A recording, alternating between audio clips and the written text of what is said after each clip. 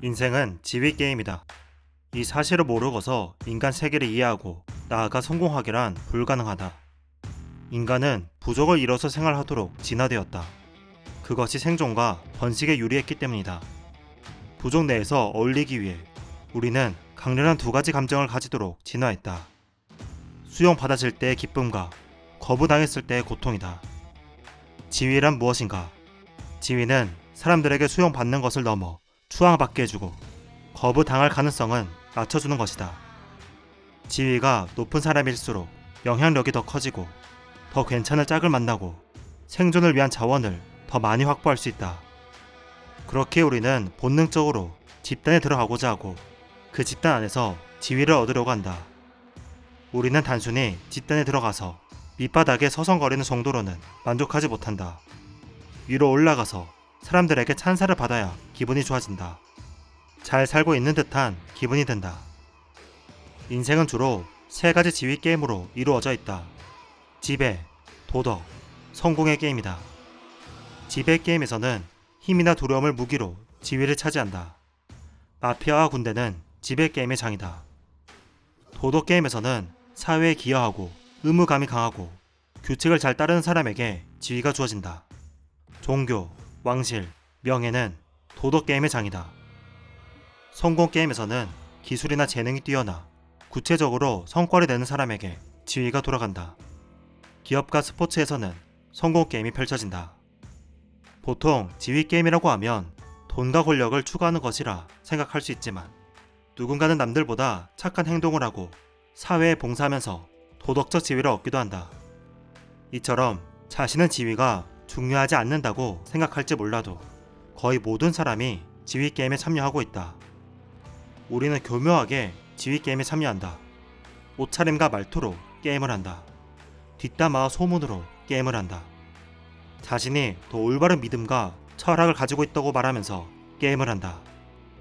남들에게 신경을 끄고 싶어도 우리가 타인의 시선에 신경이 쓰이는 이유는 내 지위에 영향을 주기 때문이다. 지위가 조금이라도 미끄러지면 우리는 공포에 휩싸인다. 살짝 지위가 올라가면 희열을 맛본다.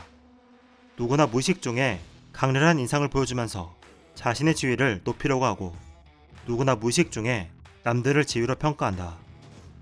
세상을 지배하거나 세상을 구하고 싶다면, 사람을 지배하거나 사람을 얻고 싶다면 지위를 공략해야 한다.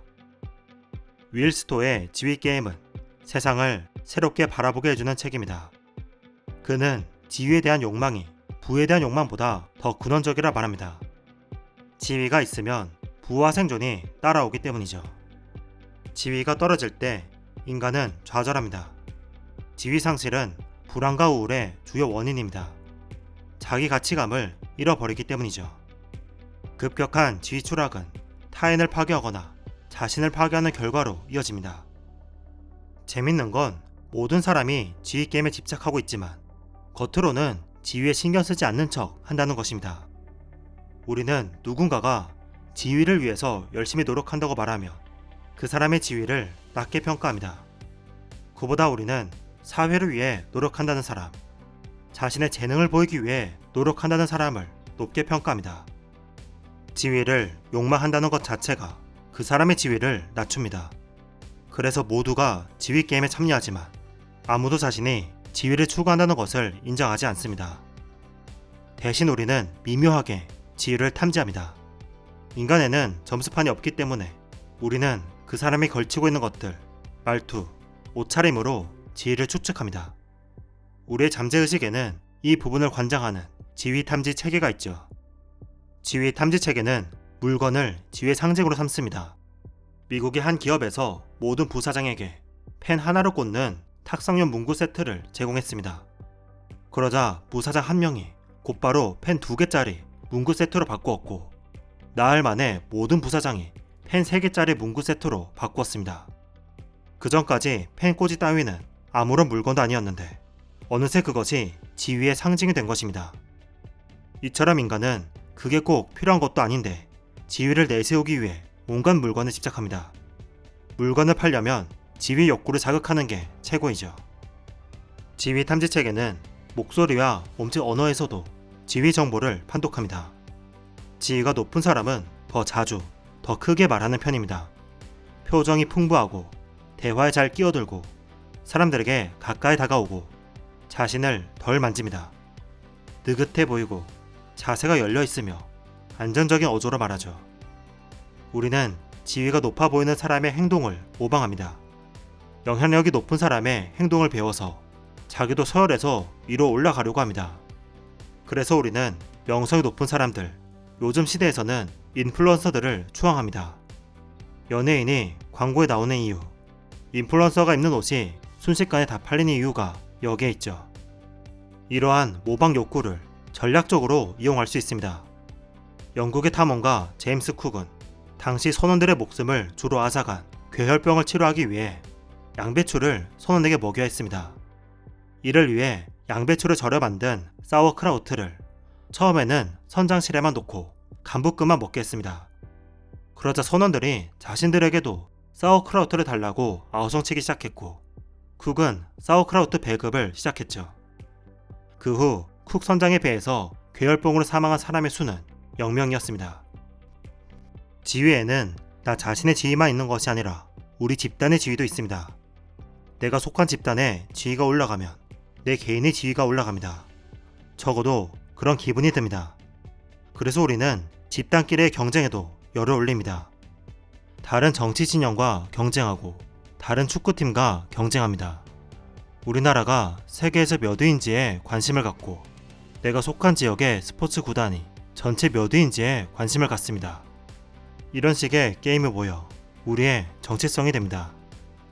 집단끼리의 경쟁이 위험한 것은 내 진영이 하는 말은 모두 옳고 상대의 말은 모두 잘못되었다는 신념이 쉽게 만들어지기 때문입니다. 우리는 자신이 영웅인 이야기 속에서 살아갑니다. 자신은 지위를 추구하는 것이 아닌 뭔가 정의롭고 올바른 길을 간다고 생각하며 살아갑니다. 내가 속한 집단이 이기기 원하는 것 또한 지위를 위해서가 아니라 그것이 올바르기 때문이라고 믿죠. 다양한 이해관계가 섞여있는 사건을 단순하고 자기중심적인 이야기로 바꿔버립니다. 그 과정에서 누구는 마녀 사냥을 당하고 누군가는 테러를 시도하기도 하죠. 우리가 저들보다 당연히 위에 있어야 하는 이유를 문화로, 제도로, 규칙으로 만들어버리기도 합니다.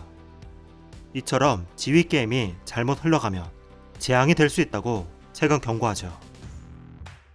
지위게임을 플레이하지 않기란 거의 불가능합니다.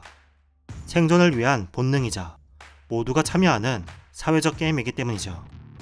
그렇다면 게임에 끌려다니는 게 아니라 게임을 지배해보는 건 어떨까요? 우리는 지위를 갖기 위해 힘, 도덕, 능력을 갖추려고 합니다. 이것이 지위 때문이라 해도 우리는 이 욕구마저 이해하고 활용할 수 있습니다. 인간은 단순히 지위만 추구하는 존재가 아니라고 저는 생각합니다. 그 과정에서 자신만의 가치와 의미를 만들어 간다고 생각해요. 모든 것이 지휘게임의 일부라 할지라도 그럼에도 불구하고 그 과정에서 내가 만들고 싶은 가치와 이야기가 있습니다. 게임을 이해하는 순간 우리에게는 선택권이 생깁니다. 지배, 도덕, 능력 중 어떤 게임을 할지 선택할 수 있습니다. 기존 사람들이 만들어 놓은 규칙 중 무엇은 따르고 무엇은 버릴지 선택할 수 있습니다.